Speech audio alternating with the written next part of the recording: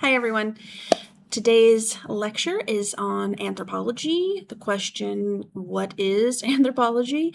And hopefully at this point everyone has watched the introductions video that I did. And in that video, I think I briefly mentioned that when I took this class many years ago, I did not know what anthropology was.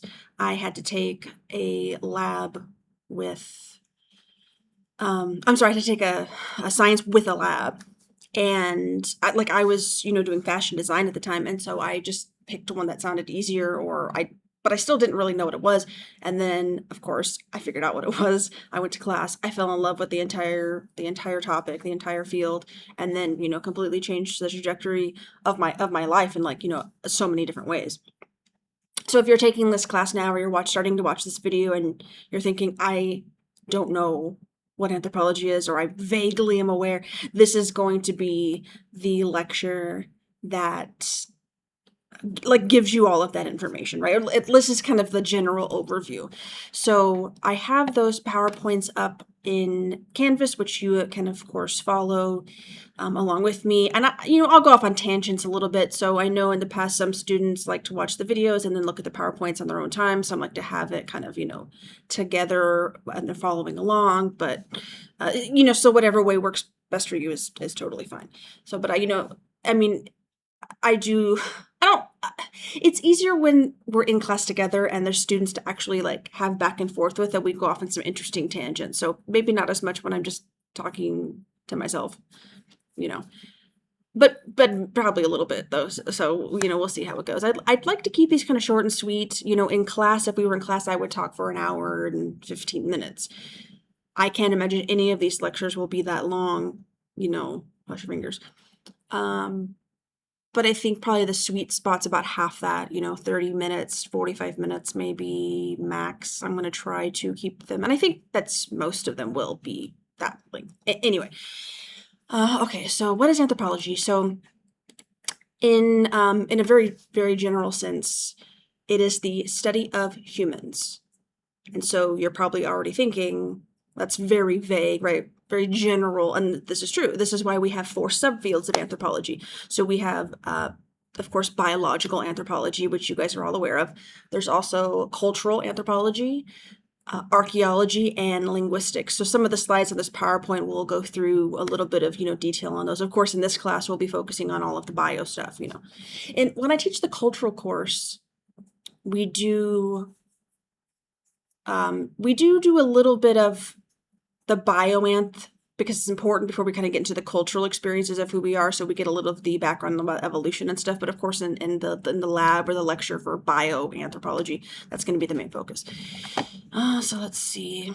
So kind of jumping into the first subfield, biological anthropology, which is of course what we're doing in this class. So I mentioned this in that introductions video, kind of talking about anthropology as a whole and subfields and all that.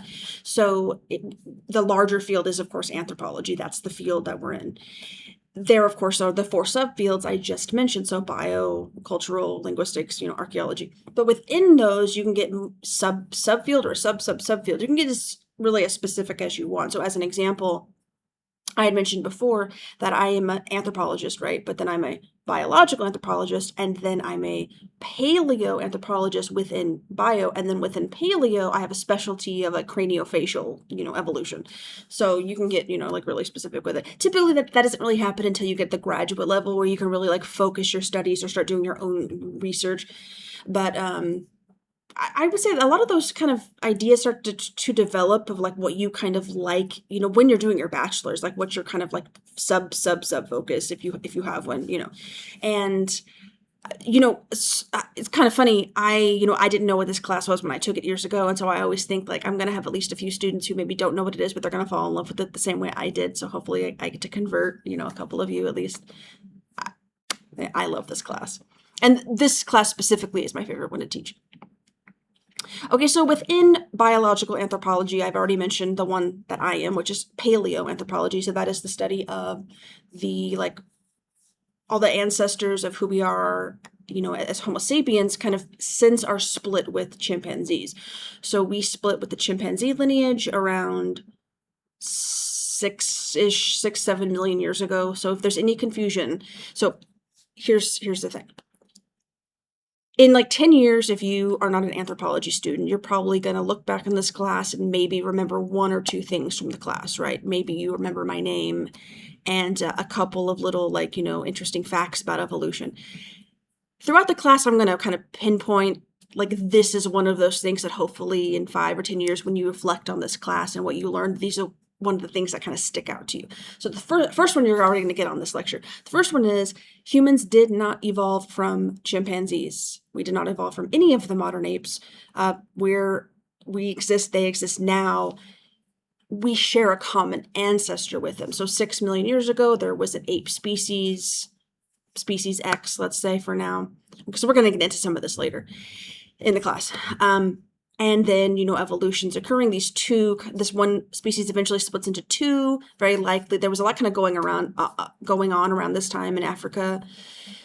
Environment's changing, climate shifting, landscapes are changing, and so you see a lot of interesting stuff happen with, in primates in general. And so for whatever reason, multiple reasons actually, we see one lineage kind of start to evolving in one direction and one start to go into another, and then you get enough time, right, 6 million years, now we have Homo sapiens at the end of one of those lineages and then chimpanzees at the end of the other. So we are related to them. They're like a sister species or cousin species, however you want to kind of frame it in your mind. So we are related to them, right? It's like we're related to gorillas and, all the other apes. But we did not evolve from them, right? So just so we're clear on that. So that's, very likely going to be something that comes up again. It could even be like a question on the exam or something, did humans evolve from chimps? You'd be like, no. And also remembering, I kind of already said it, but also remembering that humans are apes, right? We're primates. This is why we have a whole section of primatology in this class, is because humans are primates, right? We're in the primate order. We're not monkeys, right? We're apes. So of the primates, apes, there are more differences, but the easiest way to tell is that apes don't have tails. So humans, no tail, chimps, no tail, gorillas, no tail, so anyway, that's kind of a little bit of a tangent. I forget what I was even saying. Whatever. Okay. So going back to the subfields of biological anthropology. So paleo obviously is my favorite because that's what I do. And we'll spend time in this class towards the end of class really diving into that. But there's also, like, within the umbrella of biological anthropology, there's also primatology, which it's kind of in the name, right? The study of primates. So studying, it could be fossil primates or primates that don't exist anymore. It could be primates that are existing now. You could also be a primatologist that focuses only on like anatomy and morphology, or like like the bones. You could be a primatologist that focuses on just diet and the evolution of diet, or you could be a primatologist that looks at all the really interesting primate social behavior, right? So even within primatology, there's going to be multiple things. Let's see, what else do I have? Oh, Jesus Christ, sorry. Another one is forensic anthropology, which most of you are probably aware. You've probably even seen shows like Bones. It's kind of popular. Well, it was. Let me think. God, when was that show on? Like early 2000s, maybe into the 2010s, I think. What, like 2006 to like 2014, or I don't know, something like that. I remember watching it when it was on like TV, and I was kind of really early on. Like, I had watched some reruns. Like, I didn't start from the very beginning, but even I was like, is this accurate? With a lot of shows like that, there's going to be artistic license, with what they do. Some of the stuff you're like, oh, that's like accurate information. And some of that you're like, that is not. Like, I remember there are a few times in that show where she's like holding the skull of, a particular species, and she calls it something completely different. And you're like, that's wrong, whatever. Let's see, what else? Okay. Kind of looking at this PowerPoint. I'm not going to go over every single bullet point, So human osteology is on this list. So human osteology, in general, if you go into anything in bio, you're typically going to have a pretty strong background in human osteology. So of course, we're going to go over some of that in this class. So basically, the study of the bone. So once you become, like, if that were a trajectory you wanted to take, you would end up taking like really advanced courses. Like in the lab, you learn some of the basics of the human skeletal system. Typically, myself included, typically we don't have, in that intro course, we don't have the students learn every single little bone, right? Handful of the bones, some of the features on the bones. And then if you were to take like an advanced course, upper division level versus like a graduate level, like I took before my PhD program, I had taken like 4 osteology courses, and so they get very advanced, as you go. And so, you end up learning a lot more in the techniques.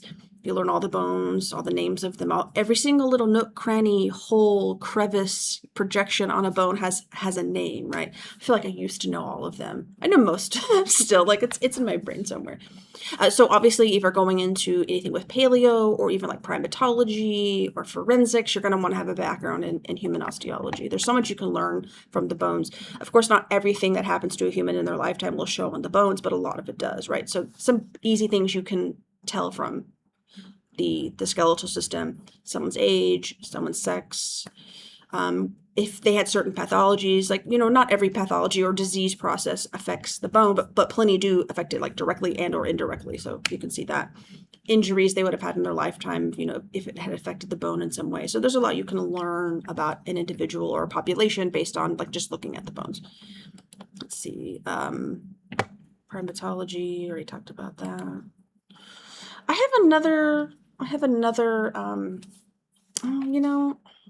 I'm gonna get too long-winded with this, and I want to kind of keep this first one kind of shorter and sweeter.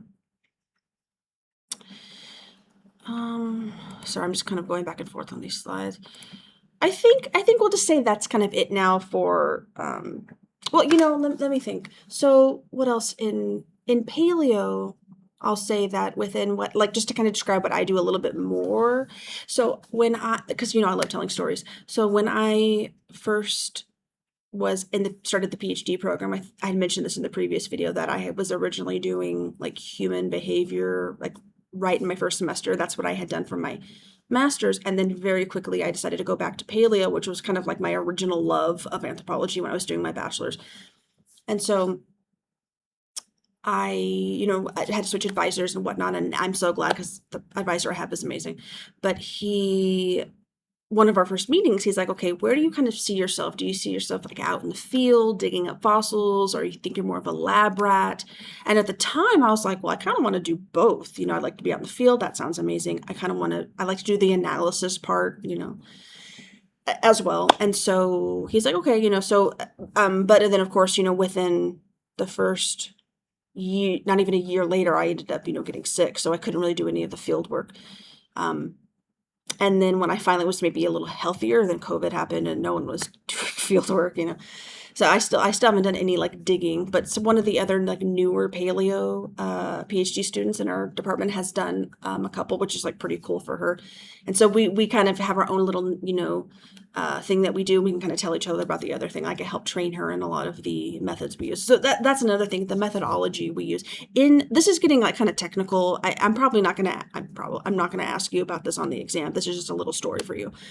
But there is a method that we use in paleo, and some other fields of study might use this too if they're looking at like human anatomy or morphology or like the shape of things. That's what morphology means, is something called geometric morphometrics. So in the lab course, in terms of measuring bones, if you were taking a class where you're like in the actual lab, there would be some bones. One of the lessons would be there'd be some bones out. You're going to use some calipers or something to take some measurements. Maybe we use what's called a bone board, and you put like a long bone on it and you like measure. It's kind of like a giant ruler. Some of the bones you can measure that way, but a lot of the bones, especially of like the face and the skull, a linear measurement doesn't really tell you a lot. You can get maybe like, oh, the maximum width of the skull, or the maximum, width of the nasal opening, but getting into some of those really intricate features of the face where crevice is deeper or more shallow through the evolutionary process, if a bone moved more towards the front of the face or the back of the face, like all of that is really complex, right? And it's going to tell you a lot of information about what was going on evolutionarily, but what are the methods for actually collecting those shape differences or those changes, right? So this is this method, geometric morphometrics, where you can take either like a CT scan, and with there's a handful of different software programs you can use where you can take the skull, let's say you're looking at skulls, and rotate it and move it and collect, three-dimensional data points. There's also a way to do that with an actual skull in front of you. We have this tool called a microscribe, and it's basically kind of hooks into your computer. You have like an Excel spreadsheet hooked up, And this has this big platform, and then there's kind of this arm coming off it like this, and there's like a tip, and then you can like guide the tip around to, you have like say a skull in front of you, guide the tip around, and every time you're like, I want to click this little point, this point, this point, this point, this point, you like click it. There's like a little pedal, almost like a sewing machine. You go click, click with your foot, and then wherever your exact point is that you're kind of pointing to with this giant arm, that is going to populate in your Excel spreadsheet with like XYZ coordinates. So if you get enough of those, right, you can get the entire shape of a skull, chimp skull, gorilla skull, whatever. And so there, in certain programs, you can take all those little data points, you can take this big Excel spreadsheet, and it's going to convert that into an actual shape. And you're like, I now have the shape of a human skull in front of me just from those data points. It's like really cool. But the more complex the data, the more complex the shape analyses, the more complex questions you can ask. And so this is what I do, for my work, my research is using this method. So but it all starts with learning some of what we call the cranial landmarks. So one of the important things about science, which on the science lecture, I talk about, is like standardization. So standardization of terminology, standardization of certain methods and stuff. Because if, let's say, I call a feature of the skull like one name and then someone else calls it another name, if we're doing research and we're looking at each other's research and we're like, what are you even talking about? What is that? So in science and a lot of fields, you just have like standardization of like terminology, so everyone kind of knows what you're talking about, right? So this is like not uncommon. And so basically for the cranial landmarks, they all have very specific names. So in general, in osteology, you might learn the name of a bone and then like the name of a little crevice or hole, like it has a name, right? But cranial landmarks are a bit different. So let's say you're taking the skull. You don't have just one giant head bone, right? There's a couple bigger ones on top, but there are all these small, irregularly shaped bones, and they all connect to each other. And I lost my train of thought. Oh, yes. So whenever two bones in the skull, whenever they connect to each other, usually you can kind of see like a line, like a little remnant of that connection. Like if you're looking at even in the stuff we have in the lab, and you can look at this in photos too. You can see there's kind of these squiggly lines everywhere. Those are called suture lines. And so for cranial landmarks, whenever you have one suture line that intersects with another suture line, like that exact point where they intersect gets a name. So those are all the cranial landmarks. Like I would say 95% of them are an intersection of a suture. So whether you're looking at a human skull or a gorilla skull or a rabbit skull, you can say like that's bregma. It's the intersection of, the coronal suture and the sagittal suture. And in every animal, it's going to look a little different, be in a different position, maybe, but it's still going to be the same point. And so we have standardization of all of these cranial landmarks. And in the lab, well, at least when I teach it like, in person on campus, the students learn, a few of the cranial landmarks. So anyway, like I said, a little bit of a tangent, but it's all very interesting. And I mean, I find it interesting because that's what I do. That's something that's a little more advanced, but it's all very interesting. All the methodology stuff, I think, to me is all interesting. Like, how do we get to the answers? How can we ask the cool questions?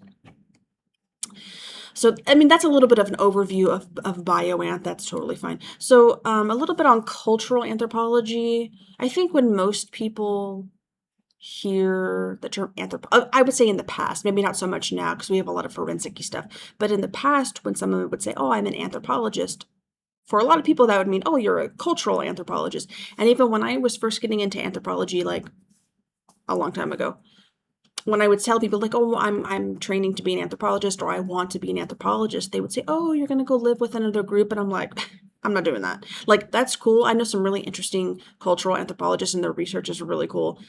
But like, that's just not my personal interest, But that is one of the, the subfields of anthropology is cultural, and which in itself is very, very general, right?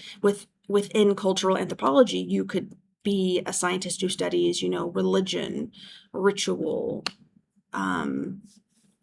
mating ceremonies, diet, hunting strategies, clothing type, like, and so on and so forth, right? You could have a very specific interest in what you look at in from the cultural perspective, right? And there are a handful of scientists who are called biocultural, where they kind of look at the marriage of both of those things, like what's going on biologically and culturally, how do those things kind of inform on each other? Because of course, not for everything, but for many things, that's going to be, the case.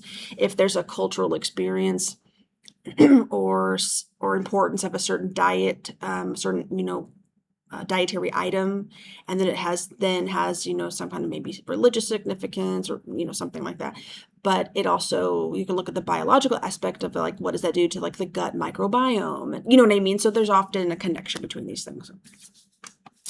In the past, like a long time ago, let's say decades ago, if you said like, oh, I'm a cultural anthropologist, or if you were talking about it, typically you would think of what's called an ethnography. And when I teach the cultural course, I used to assign an ethnography, but I kind of go back and forth on that. So basically, an ethnography is the result of a scientist going and living with another group. Now that could be, in the past, it would have been an extended period of time, like, years, 2, 3, 4 years, something like that. Nowadays, you could be a cultural anthropologist and maybe spend like one summer and then maybe the next summer. I mean, it really just depends on what, are you getting a master's, a PhD? Or what is your question? Like, what's the group and how much access do you have? Et cetera, et cetera. But in the past, like some of the really like well-known cultural anthropologists that might come to your mind, or maybe names you've heard, like Margaret Mead, or I'm totally blanking on everyone else. Franz Boas, they're on the tip of my tongue. Like, there's a few kind of well-known ones. It's often this, thing that comes to mind of like, they lived with this group for a long time. They got the ins and outs. They really kind of enmeshed themselves in that experience, right? And in the cultural course, I go into like all those details about like how that happens and what you do and all that. But so that's kind of the classic cultural anthropologist perspective. But a lot of times now, like I was saying, I knew someone a few years back who was in the program, and she had gone and lived with a hunter-gatherer group in Africa. She went like one summer, like the whole summer, like 3 months, and then the next summer she went again. And so I think later she went back for other research, like years later. But that was kind of what she did initially, versus just going and living somewhere for 3 years is like, I feel like, not that was ever easy, but in like in our like, Western modern world, it's a little trickier, and funding and like the whole thing, and also the standards for what degrees, like how we get certain degrees is like shifted over the decades, Anyway, that's a whole other topic in itself. So, but an ethnography basically is like the scientist who is like, I experience XYZ thing. And typically ethnographies aren't really long. They typically aren't super long. Some of them can be quite short. Some of them are, maybe like average length, it could be 100 pages. It could be 300 pages, it could be more. But usually you get let's say classically, you would have gotten like the personal perspective of like, I experienced this is what I saw, this is what I was allowed to view, etc., of their religion, their diet, their marriage ceremonies, that etc., etc., but nowadays, and I think this is a positive thing, and most would agree, that a lot of the ethnographic, whether it's like a book or whether it's, a handful of articles, whatever it is, usually there is a very scientific perspective that takes place to an actual data collection process versus like, here's my personal opinion. Like, of course, your personal experience, that has value, but typically when we're looking at things from a very strictly scientific perspective of like objectivity, we want to have like, what are the data, right? And so a lot of times the more recent stuff you'll see, even like cultural anthropologists who are like, look, I'm going to write part about my experience, but also I collected, these data. Like, here's a survey I took, or here's some observations, here's my Excel spreadsheet, here's some stats on what that means or what it could mean. So there's definitely more of that, like empirical objective approach to like the cultural experience of something. And there's a bit of an overlap with sociology and cultural anthropology, and some of the students will ask like, what is kind of the difference? There's overlap, right? But the main difference is that in cultural anthropology, and this is true for everything in anthropology, the one thing that kind of sets us apart from any of the other fields that are kind of similar is that we have a strong and like main focus on the evolution evolutionary process. So whether that's biological, it's like, oh, of course, the actual biological process of evolution, but even cultural or linguistic or archaeology, what are those changes through time, So in cultural anthropology, you might be looking even at maybe a modern or sort of modern, like a group that's alive now, or maybe a group that was alive not that long ago, but you're still going to be looking at some of those deeper, like what was kind of going on even before that, versus sociology tends to be a little more focused on just like what's kind of going on recently. I mean, there are exceptions to the rule, but that's kind of like the general difference, is the evolutionary process or change through time. It's kind of the big thing for us. Let's see, what else? How in depth do I want to go? What am I at? 25 minutes? That's all right. Okay, we'll just move on to archaeology. So archaeology, this is the study of what we call material culture. So let's say you're at a site, you're a scientist, and you're, digging up this site that people lived at, 500 years ago. You see some evidence of maybe some like human remains, maybe some evidence of like building structures or, something like that. Maybe you've unearthed some like clothing or some tools. Each of those things is probably going to go to a different specialist. Like, of course, people who like maybe someone who's a forensic anthropologist, if it's a recent site, might look at the bones, or like a bioarchaeologist might look at the bones. But someone who's strictly an archaeologist is only going to be interested in basically everything beyond the body. So human remains not really of interest to an archaeologist. They're looking at the tools, the weapons, the housing structures, the art, all of those things kind of about the human experience beyond like the physical thing, right? The actual items. So, it could be, arrowheads or some kind of, axe or spear or nets or, whatever. Some kind of food processing tool, mortar and pestle, etc., so on and so forth, clothing, etc. So that's what an archaeologist is going to be interested in, are all of those things, which of course that information can tell you so much about the human experience, And I mentioned just a moment ago, the term bioarchaeologist. There was kind of this movement in like the early 2000s of bioarchaeology, kind of like the combination of an archaeological perspective and a bio perspective kind of being very prominent. And you saw a lot of people like in the later 90s and early 2000s getting a degree in bioarchaeology. So basically kind of similar to what I mentioned a moment ago about biocultural, is sometimes looking at more than one field can kind of give you depending on your question, of course, can give you a bit of a different perspective. So in this case, with archaeology and bio, it could be you're looking at, like mortars and pestles, like that's the archaeological part, and then maybe they're big ones or grinding stones or something. And then also paired with that, you're seeing evidence in the bones of like a lot of, let's say the females, for example, in that group, all had like damage and wear and tear to like their shoulder joint. You'd be like, obviously this kind of explains the other. So, but there was kind of, what's the word I'm thinking of? An abundance of bioarchaeologists that kind of graduated, like about a decade ago, and there just weren't enough bioarchaeology positions. So I know a lot of bioarchaeologists who kind of went into like other kind of, subfields. But it's definitely a growing field, and this happens in really any field, but in anthropology, we kind of see like over the decades, like, this subfield was more popular, or this one, like in the 60s and 70s, paleo was the big one because they were finding all these really cool fossils. And then, a little later, it was like the cultural people, and then it was like the bioarch people, and, so interesting. Let's see, what else do we have here? I'm not get too much into the details here. Here's an interesting one that could be of interest to you. Is there something called cultural resource management? Cultural resource management, we often abbreviate it to CRM, is like a regular job you can get with an archaeology background. So I see this a lot. I've known a lot of archaeologists over the years who have a master's degree but don't necessarily pursue a PhD. Some do, some don't, because there are a lot of like actual like archaeology jobs that you can get with a good master's degree.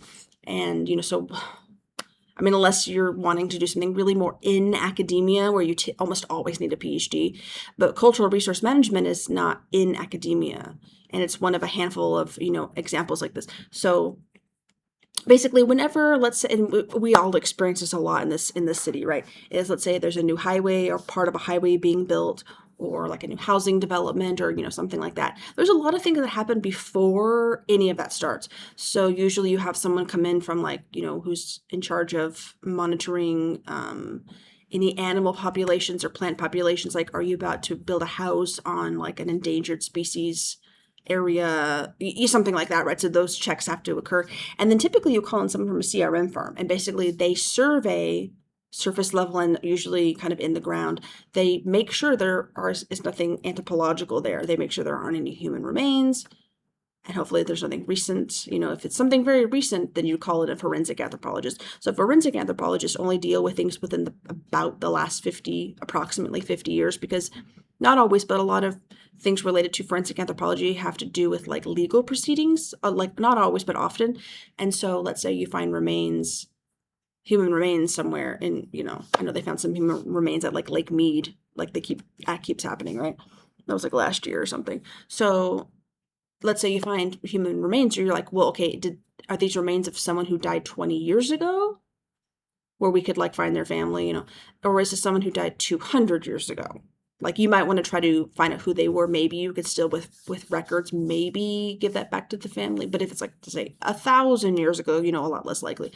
So, but especially, let's say they're like, you find, oh, there was definitely foul play. There's clearly like some kind of maybe a murder. If it was 20 years ago, legal proceedings could still occur because the person who did it could still be alive, right? But if it was like, 300 years ago, that person who did it is not alive anymore. So like, it's just, forensic anthropologists tend to deal with stuff that's only in the last like 50-ish years. So that was kind of a tangent. So back to the CRM stuff though. So let's say you have to make sure there aren't any human remains. There's also nothing that might need to go to like a local native tribe or the local, museum or whatever.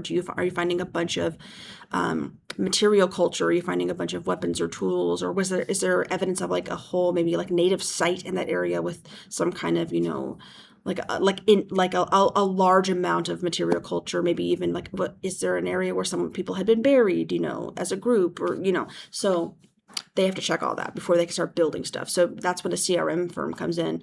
Whenever something new is being built, they have to go in and kind of survey and check and So you could have like an archaeological degree, but not really be in academia, which for a lot of people is kind of like what they want to do. So very interesting. Let's see. And then I'll just move on to the last one. We're just getting a little overview today. That's fine. So, and then the fourth subfield of anthropology is linguistics. So once again, we're always looking at change through time, like the evolution of, language in itself is just so interesting. This would be a question I would ask you in class. Like, how many of you know more than one language? Plenty of students, will say, oh, I know 2 languages, maybe more.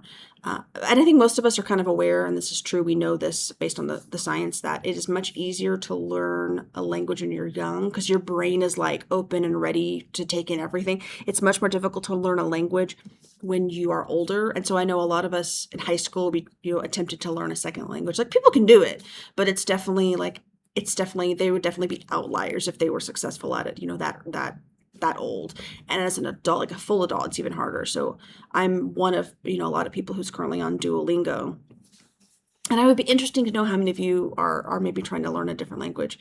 It's all very interesting to me. So I had mentioned before that in the introductions video that I was really into the show Outlander. I got really into it. And the cool thing about that show that I didn't mention before, also about the time travel and stuff, is there's actually a lot of real history in that show. It's one of the things that like it's praised for. Like, the book series goes into a lot of like real history of like the American Revolution and some of the issues between like Scotland and England, and so you kind of get this really cool history lesson while you're watching. So all that stuff kind of drew me in, and I've always been kind of interested in, like European history. So anyway, I kind of got into it, and I was like, I should learn another language. I should learn Scottish Gaelic, because who does that, And I was like, I'm going to do it. So I've been doing it now. And let me think. I just did my lesson earlier. I have not missed a day, and I'm almost at a year. Even if it's, one little lesson, I do it every day. I think I'm at like 350 days or something. I'm within like 2-ish weeks of a year. Uh, maybe on some video I'll say something. But so I've got some conversation, like minimal convert. Like I could get around if I was lost. I could probably ask for help. A couple of things like that. But also, they speak English there. But we're actually planning a trip. Me and my partner were planning a trip to go to Scotland next year. So anyway, but so if you have tried to learn a language, later in life or thinking about it, it's difficult. Like our brains just aren't really ready to pick it up. You can do it, but it takes you a while. And like, especially, every language is a bit different, like how you use certain words, articles, the past, present, like all that stuff can be different. And so when you're learning a language that's fairly dissimilar from your own, you're like, okay, there are rules to this, but there's always these random exceptions. And you're like, I'm loving it. I love to learn. It's very interesting to kind of see the connections of language, which is kind of a huge thing that linguistics do, that linguists do, is what are the connections, through different languages, because of course over time it's like there was a war or trade or, etc. And so you see these languages having influences on each other and looking at, like I said, once again, the evolution of the language, how it changes. Because you could even look at just English and say, what did it look like 200 years ago, even 500 years ago? You basically wouldn't recognize it, 700-800 years ago, you definitely wouldn't recognize it as the current state of the language, right? But it's English. It's just that changes can happen very quickly. Even think about, like, what's a slang word that you maybe use now, but maybe no one used 5 years ago, 10 years ago, or things that shift and change, how we pronounce things. A big one is, what's the word? Oh my God, I'm blanking. When you smish two words together. Why am I forgetting what that is? It's going to come to me later, and I'm not going to be recording. But why can't I think of that word? Let me look it up. We might say, do not, is not, but we could say don't, or isn't. What is that? What is that called? I'm like, how do I ask that question to Google?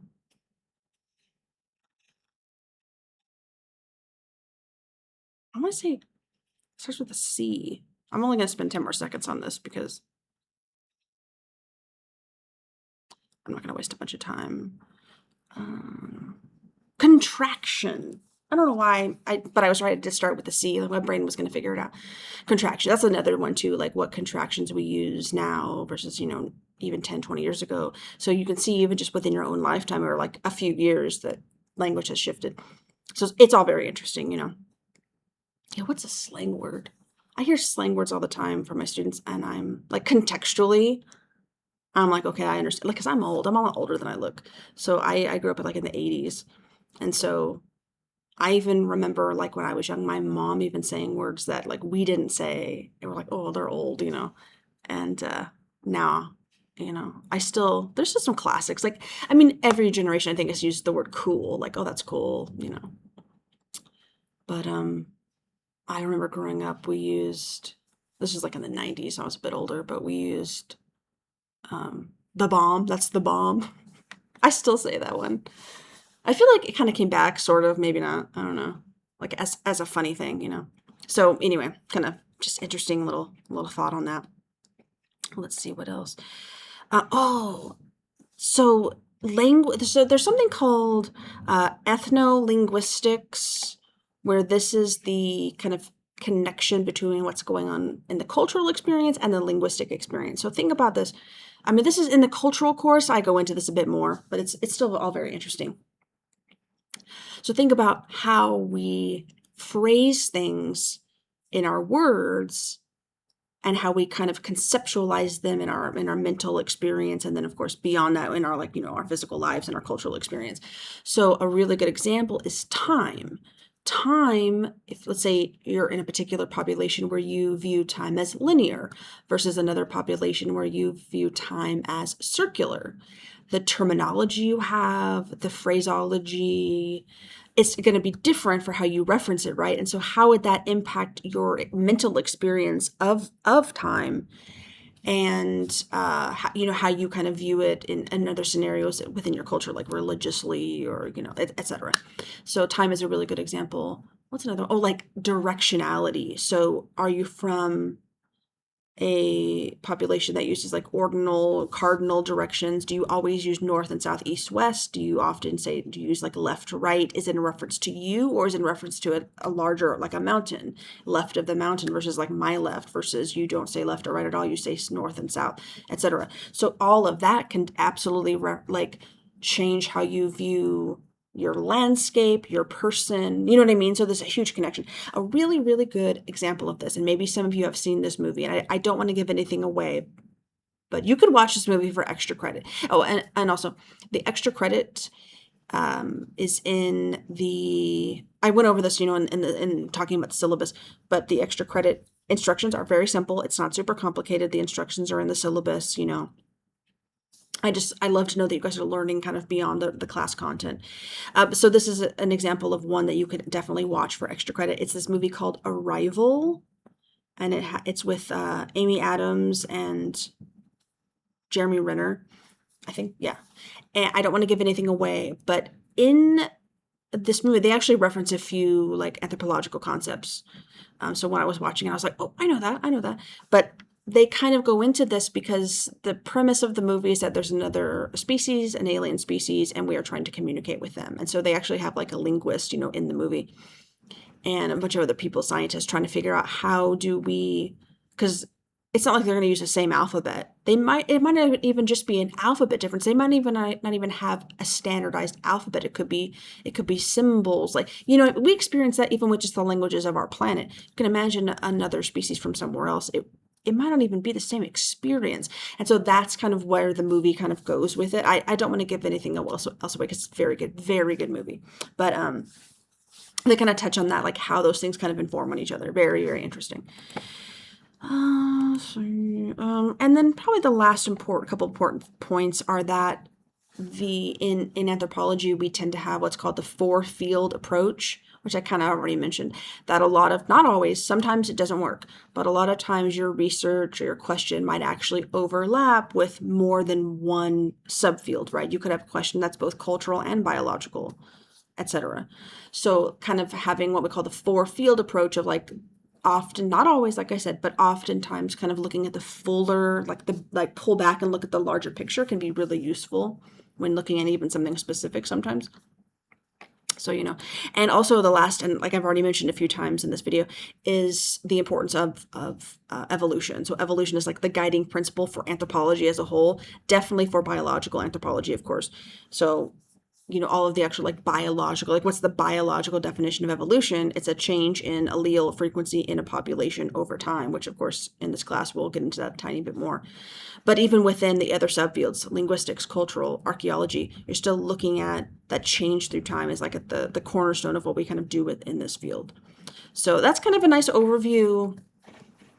You kind of now have a general idea of anthropology, some of the subfields, some of the subfields. Of course, in this class, we'll get into some of it a little bit more so than others. And I skipped a couple things in the PowerPoint, but that's fine. Some of the PowerPoints as we go through the class, I might touch on every single bullet point just to be more clear, but sometimes I might just kind of, give you guys a little chat about it. So I think that's it. Oh, we're at 44 minutes, so a little longer than I thought, but not outrageously, like not an hour and 15 minutes, right? Okay, I will see you guys on the next one.